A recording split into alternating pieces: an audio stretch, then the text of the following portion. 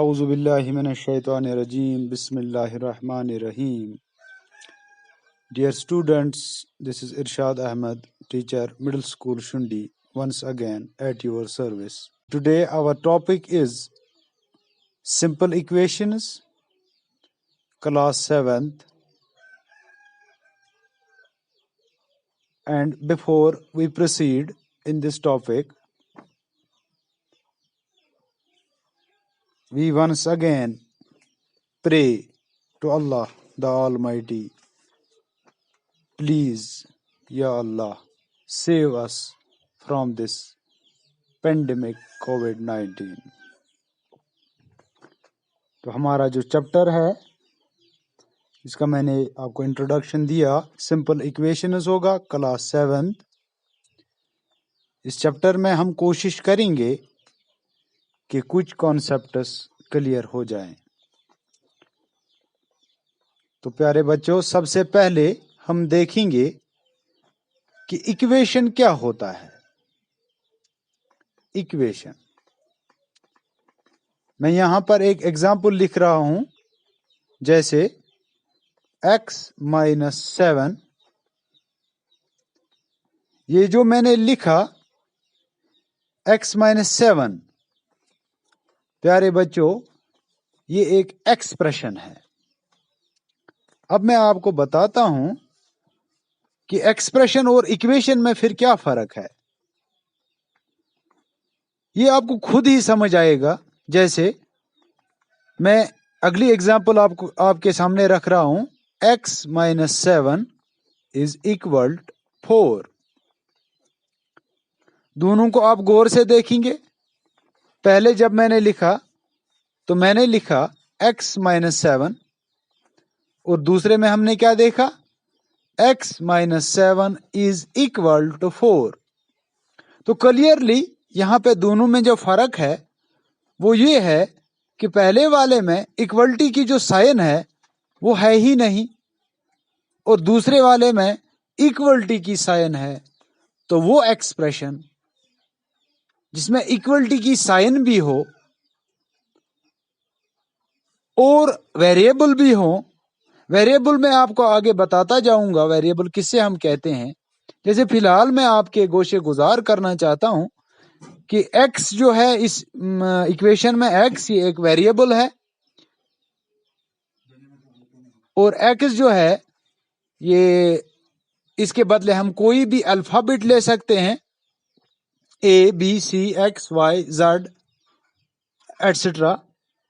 तो यहां हमने क्या देखा कि हमने एक साइन डाला जिसको हम इक्वलिटी कहते हैं और इसी इक्वलिटी की वजह से अब हम इसको इक्वेशन कहेंगे. x-7 is equal to 4. तो प्यारे बच्चों, ये जो इक्वेशन है इसके दो साइड होते हैं. इक्वलिटी के लेफ्ट साइड में जो साइड होता है, जो एक्सप्रेशन होती है, उसको हम कहते हैं लेफ्ट हैंड साइड और इक्वलिटी के राइट में जो होता है उसको हम कहते हैं राइट हैंड साइड. जैसे ऊपर दी गई जो मैंने पहले ही आपको दिखा दी equation x-7 is equal to 4. आप ऐसी बहुत सारी मिसालें ले सकती है. तो इसमें x-7 जो होगा वो लेफ्ट हैंड साइड और 4 जो होगा वो राइट हैंड साइड. और इस तरह से आप ये समझ सकते हैं कि इक्वेशन के दो साइड होते हैं, इक्वलिटी का एक लेफ्ट हैंड साइड और इक्वलिटी का दूसरा right hand side. Equality means कि दोनों साइड जो है ये बराबर है, they are equal. x-7 is equal to 4. It means both sides, left hand side और राइट हैंड साइड, ये इक्वल है. तो फिर हमें क्या करना होगा, इस इक्वेशन में अगर हमें देखना है तो हमें x की एक ऐसी वैल्यू ढूंढनी होगी कि जिससे ये दोनों साइड यानी जो लेफ्ट हैंड साइड है उसकी वैल्यू भी 4 बन जाए. क्योंकि राइट हैंड साइड में 4 है तो लेफ्ट हैंड साइड में भी 4 बनना चाहिए. तो x की हमें वैल्यू ढूंढनी होगी. तो फिलहाल मैं आपको इंट्रोडक्शन दे रहा हूं इक्वेशन का. तो यहां से आपको क्लियर हो गया कि इक्वेशन जो होती है इसमें एक इक्वलिटी की एक साइन होती है, और वो एक्सप्रेशन जहां पे इक्वलिटी की एक साइन होती है तो उसको हम इक्वेशन कहते हैं।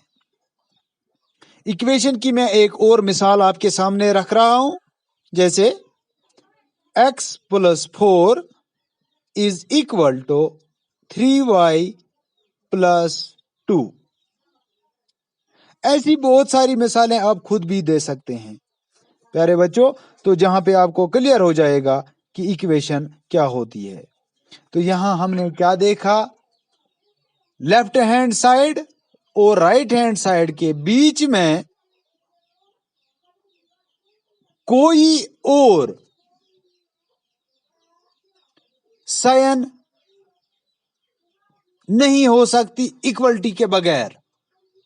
अगर इक्वलिटी है तो इक्वेशन है, अगर इक्वलिटी नहीं है तो फिर ये इक्वेशन नहीं है।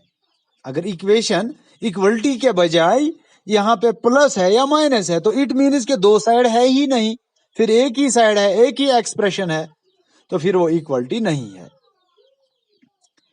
इसमें हमने क्या देखा, मैं फिर दोहराता हूं कि इसमें आपने क्या देखा, मैंने इसमें एक अल्फाबेट एक लिखा था x, और दूसरी इक्वेशन में मैंने एक एक्स्ट्रा अल्फाबेट भी लिखा y। ये जो है ये वेरिएबल्स है, इनको हम वेरिएबल्स कहते हैं। तो अब हमें ये पता चला कि इक्वेशन में इक्वलिटी की साइन का होना बहुत जरूरी है। अब हम अपने इसी सिंपल इक्वेशंस के यहां से आपको इंशाल्लाह क्लियर हो गया कि इक्वेशन क्या होती है, वो इसी को सिंपल इक्वेशन कहते हैं। सिंपल इक्वेशन जो है it can be as simple as x is equal to 0, ये ऐसे भी हो सकता है। तो आपको क्लियर हो गया इंशाल्लाह कि इक्वेशन किससे कहते हैं। अब हम इक्वेशन, इसका जो सब टॉपिक एक मैं ले रहा हूं यहां पे, फॉर्मिंग इक्वेशन। हम इक्वेशन कैसे बनाएंगे, इक्वेशन हम कैसे बनाएंगे।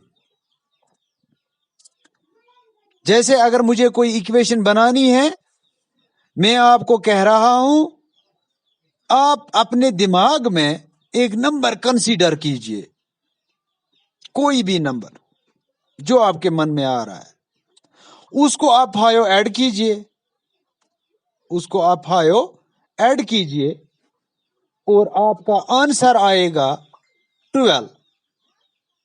आपका आंसर आएगा 12। आप कोई नंबर ले लीजिए, उसको ऐड कीजिए 5 और आंसर आप ही मुझे बताइए। चलिए आंसर उसका 12 नहीं है, आंसर आप ही को बताना है कि आपने कोई नंबर सोच लिया। मैंने इतना कहा कि आपका जो है उसमें ऐड 5 करना है, फिर आंसर क्या आ गया। तो आपने सपोज आपके मन में आया था, आपने नंबर लिया था 5, जो आपने मन में आपने नंबर सोच रखा था वो आपने लिया था 5, और फिर मैंने आपको कहा कि इसको 5 ऐड कीजिए, तो आपने आंसर बता दिया 10। तो ये जो आप मन ही मन में कोई नंबर सोच रहे हो जिसकी वैल्यू मुझे मालूम नहीं है कि आपने क्या सोचा, तो इसको भी हम वेरिएबल कहेंगे। जैसे मैं आपको के सामने एक और मिसाल यहां रख रहा हूं, जैसे मैंने आपसे कहा कि आप एक नंबर ले लीजिए, सोच लीजिए अपने ही मन में, मुझे नहीं बताना। अब उसको आप +4 कीजिए और मुझे आंसर बता दीजिए। सपोज आपने आंसर कहा सर मैंने जो नंबर सोचा था, फिर मैंने जब उसको 4 ऐड किया तो मेरा आंसर आ गया 20। तो अब मैं आपको बताऊंगा कि वो नंबर आपने क्या सोच रखा था। वो नंबर आपका था 16। क्यों?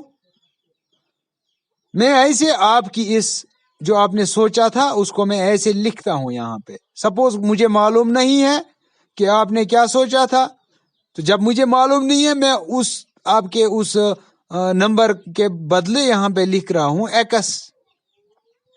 फिर मैंने आपको कहा कि +4 कीजिए, तो मैं लिख रहा हूं x + 4 इज इक्वल। फिर मैंने आपसे पूछा बताओ आंसर क्या आया, तो आपने कहा 20। अब मैं क्या कर रहा हूं, एक्स इज इक्वल, ये 4 जो है यहाँ पे प्लस, इसको मैं ट्रांसपोज कर रहा हूं तो राइट हैंड साइड, तो यहाँ पे इसको क्या हो रहा है, x is equal to 20 minus 4 is equal to 16। ऐसे बड़े बड़े भी नंबर आप ले सकते हो। तो इस तरह से एक इक्वेशन बन गई। ये आपने एक कंसेप्ट सोचा था और उसकी एक इक्वेशन बन गई, x plus 4 is equal to 20। और इस तरह से हम आप बहुत सारे नंबर खुद भी ले सकते हो। आप ये एक गेम भी खेल सकते हो अपने दोस्तों के साथ। तो प्ले वे मेथड में आप सीख भी जाएंगे कि हम किस तरह से इक्वेशन बनाते हैं। लेकिन मेरी बात को जरा गौर से सुनिएगा कि कैसे करना है। आपने अपने दोस्त को क्या कहना है, आपने उसको कहना है कि आप कोई नंबर सोच लो, लेकिन मुझे बताना नहीं कि आपने कौन सा नंबर सोचा। तो उसने मन में कोई नंबर सोच लिया, उसके बाद आपने उसको क्या कहना है कि उस नंबर को आप प्लस कुछ भी आप कहिए 3 4 6 7 8। तो सपोज आपने उसको कहा उसको प्लस 6 कीजिए, तो उसने मन ही मन में उसको जो उसने नंबर सोचा था उसको उसने 6 किया प्लस। अब आप उसको पूछेंगे बताओ आंसर क्या आ गया। सपोज उसने आपको कहा, मिसाल के तौर पर उसने कहा आपको कि मेरा आंसर आ गया 30। तो अब आप क्लियरली ये बता सकते हैं कि आंसर इसका आ गया 30। मैंने इसको यहाँ से दिए थे 6 या 6 मैंने दिया था ऐड करने के लिए, तो 30 में से 6 निकालो, वहां पे बच गए 24। इसका मतलब इसने जो नंबर सोचा था दिमाग में वो 24 होगा। इस तरह से आप अपने दोस्तों के साथ ये गेम खेल सकते हो। तो आज की इस वीडियो में इतना ही। इंशाअल्लाह आने वाले वीडियो में इसी चैप्टर पर बात होगी। अल्लाह आप सबको सलामत रखे। मुझे भी अपनी नेक दुआओं में याद रखना और वीडियो को लाइक और शेयर करना मत भूलना ताकि हमारी भी हौसला अफजाई हो। Thank you very much.